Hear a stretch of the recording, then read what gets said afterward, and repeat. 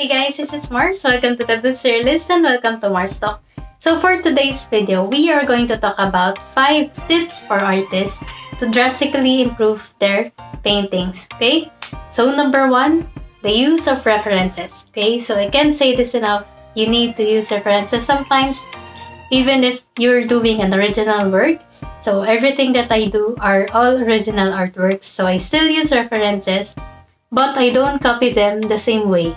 Okay, so how do I do that? For an example, I have this idea of a knife. So I want it in this position. So I'm going to show you an example. This is one of my paintings that I painted recently. So this is my idea of a knife, but I want to capture some of its realism. Okay, so I need to know which color is where. So I need to use a reference. But if you notice, I didn't copy the exact knife. Okay, so my own design of a knife where the reflection of the light is, so the dark spot, so that it will look like a knife. So that's what I want. So that's how I use a reference. So there's a lot of ways to do this and a lot of ways to benefit your painting. So I'll be talking about that a lot in the coming weeks. Okay, so the second thing is to use light. Okay, this one is very important. It's very important to use light because if you don't use light, your paintings will look flat. Okay, it will look very flat. It will not look 3D. So your paintings will look more 3D and it will look more realistic. Even if you don't want to achieve that realistic feel, you still need to use light. Okay, you need that contrast so that your paintings are balanced. Okay, it's not just one monotone kind of painting. Okay, so if you have light, you also have shadows. Okay, because light produces also shadows. Okay, so if you have this light coming here, there should be a shadow from here. So if your light is coming from here, if you notice, there is some shadow from here at this side because my light is here. So most of the time, shadows are the opposite of where the light is coming from. Okay, if you're not sure on how to make the shadow of your objects in your paintings, just search for it online and observe how the light reflects in that object and how the shadow is produced. Okay, that's the easiest way to do it. I do it also sometimes. Okay, because with the light and the shadows, that will create that 3D effect that either it's floating, that there's an understanding that it's on the table. Okay, that's a big thing to do in paintings and it will really drastically improve your paintings. I'm very sure about it. So I want you to try that at home. Try it right now. Try it in an old painting. Okay, so just do that and I'm sure it will improve drastically. Okay, so number 4, color mixing. Okay, that's very, very important. I'm going to share this experience with you.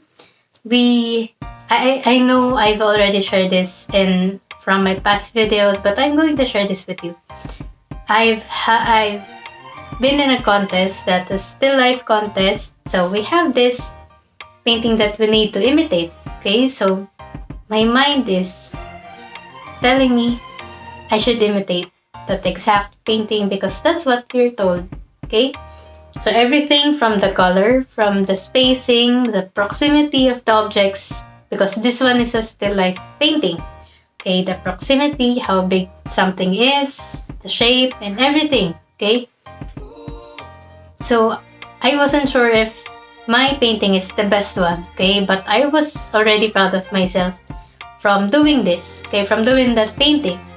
So when I saw the other people that made that painting, I was actually surprised that why is it that some of the paintings doesn't really match the colors of our reference. Okay, that's my question. Okay, but of course we have our own styles. I know that we have our own understanding of what this painting looks like, but the game is to copy that reference. So my mentor was also really proud of me that I really did a good work on doing the colors because I just have some mishaps there on the shape of this bottle and they could have won. Okay, so even if I just at least finish second maybe, so that's already a big, I'm proud of it. Okay, so color mixing is very important. I started out with just using 5 colors. So that's white, black, red, blue, and yellow. So I just use this 5. Also because of one, I want to practice color mixing because I want to only use a controlled palette so that I can multiply the colors that I want. Okay, or to produce the colors that I want in just those 5 colors. Okay, so I'm not preventing you to explore other colors. You can buy what you want. If you can buy that, then that's good. Okay, but I really urge you to practice just those 5 colors. You'll see how fun it is to actually discover the colors that you can do in just those 5 colors. Okay, because if you can learn to do that, then you can already produce a lot of colored paintings from just 5 colors. Okay, that's just 5 colors. So the last one is center points. Okay, the use of center points. I can't stress this enough because I've already done a video of this on how to make center points in your paintings. So this is very important because, of course, not all the time the clients or the viewers can ask the artist what the painting is about.